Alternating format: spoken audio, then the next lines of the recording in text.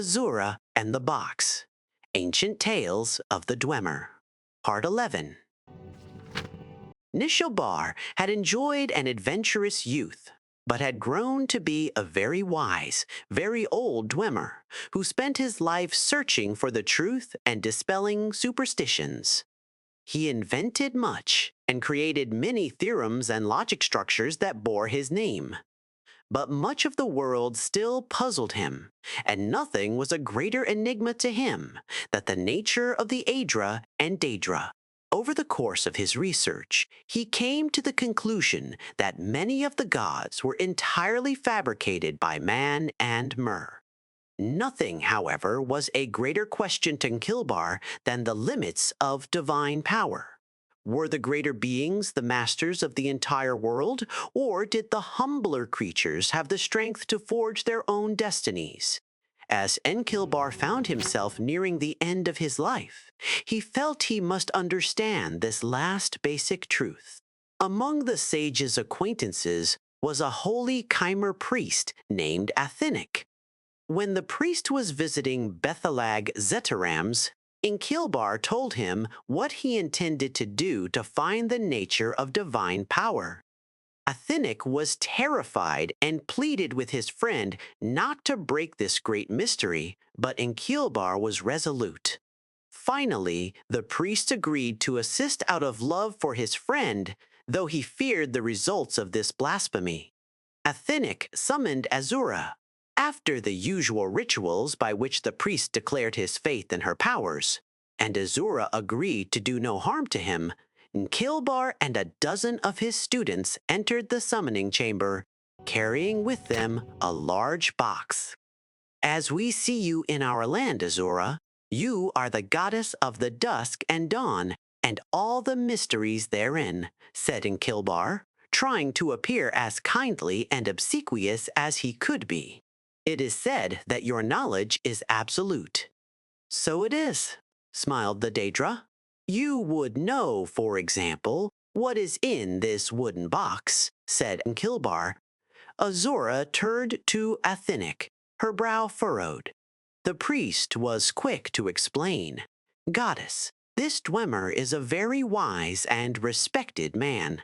Believe me, please, the intention is not to mock your greatness, but to demonstrate it to this scientist and to the rest of his skeptical race. I have tried to explain your power to him, but his philosophy is such that he must see it demonstrated.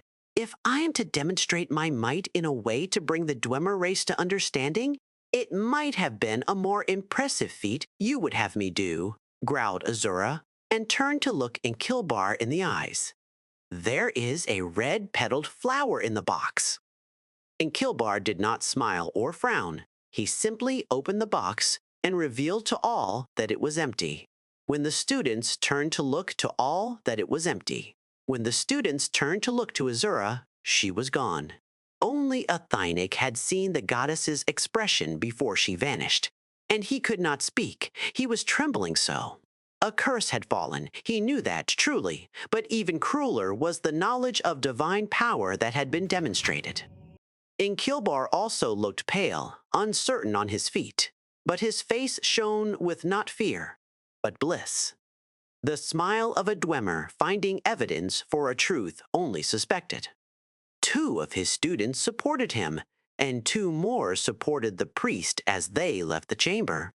"I have studied very much over the years, performed countless experiments, taught myself 1,000 languages, and yet the skill that has taught me the finally truth is the one that I learned when I was but a poor young man trying only to have enough gold to eat," whispered the sage. As he was escorted up the stairs to his bed, a red flower petal fell from the sleeve of his voluminous robe. Nicobar died that night, a portrait of peace that comes from contented knowledge. Publisher's note: this is another tale whose origin is unmistakably Dwemer. Again, the words of some Aldmerist translations are quite different, but the essence of the story is the same. The Dunmer have a similar tale about Inklebar. But in the Dunmer version, Azura recognizes the trick and refuses to answer the question. She slays the Dwemer present for their skepticism and curses the Dunmer for blasphemy. In the Aldmeris versions, Azura is tricked not by an empty box, but by a box containing a sphere which somehow becomes a flat square. Of course, the Aldmeris versions, being a few steps closer to the original Dwemer, are much more difficult to understand. Perhaps this stage magic explanation was added by Gore Phelim because of Phelim's own experience with such tricks in his plays when a mage was not available. Marobar Sul left even the character of Enkilbar alone, and he represents many Dwemer virtues.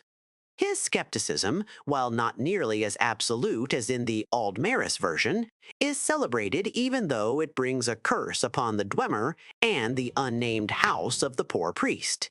Whatever the true nature of the gods, and how right or wrong the Dwemer were about them, this tale might explain why the dwarves vanished from the face of Tamriel. Though Enkilbar and his kind may not have intended to mock the Aedra and Daedra, their skepticism certainly offended the divine orders.